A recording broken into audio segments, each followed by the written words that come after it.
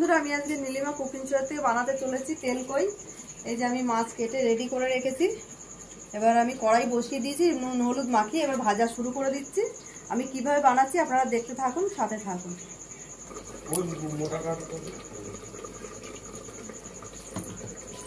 মাছে নুন দিয়ে দিয়েছি, এবার হলুদ দিয়ে দিচ্ছি পরিমাণ মতন, দিয়ে আমি এবার নুন হলুদটা মাখিয়ে নিচ্ছি।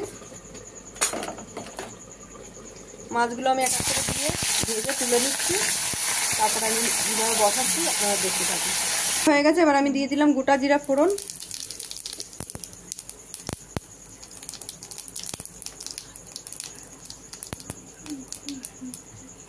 এই যে মাছ ভেজে রেডি করে নিয়েছি। এবার এই দেখুন, এই যে পেঁয়াজ বাটা, আদা বাটা, এই যে লঙ্কার গুঁড়ো, এই যে ধনে জিরের গুঁড়ো, আর এই যে সামান্য একটুখানি রসুন দিয়ে দিলাম। দিয়ে দিচ্ছি এক এক করে মশলাটা।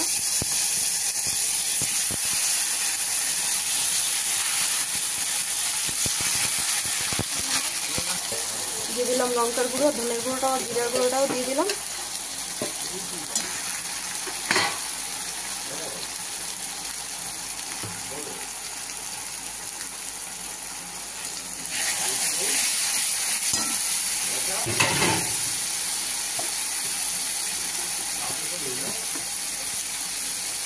দিয়ে দিচ্ছি পরিমাণ মতন হলুদ গুঁড়ো।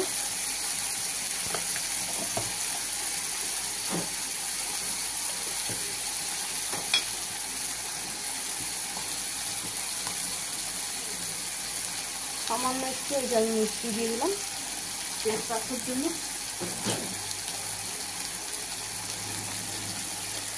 অল্প করে দিয়েছি চিনিটা টেস্ট খাওয়ার জন্য, আর এবার দিয়ে দিচ্ছি পরিমাণ মতো নুনটা।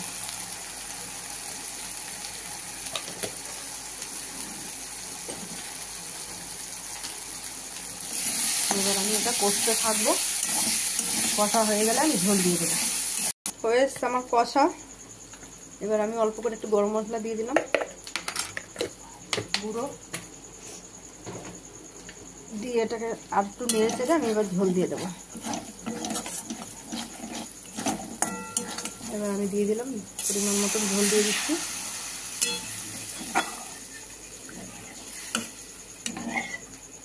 ঝোলটা ফুটবে, আমি মাছটা দিয়ে দেবো।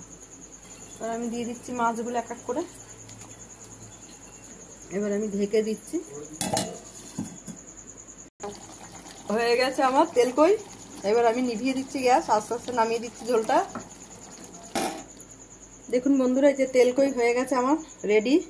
আপনাদের ভালো লাগলে আপনারা এরকম বানিয়ে খাবেন, বাড়িতে ট্রাই করে দেখতে পারেন। আর নীলিমা কুকিং শোটিকে ইউটিউবে সাবস্ক্রাইব, লাইক, কমেন্ট, শেয়ার করে দেবেন। আর ফেসবুকের বন্ধুরা আপনারাও লাইক, কমেন্ট, শেয়ার করে দেবেন। আর নীলিমা কুকিং শো বলে পেজ খোলা আছে, সেখানে আপনারা লাইক, কমেন্ট, শেয়ার করে দেবেন। আমার প্রেসার কুকারটা আমি ঠান্ডা হয়ে গেছে, এবার আমি কি অবস্থায় আছে খুলে দেখছি।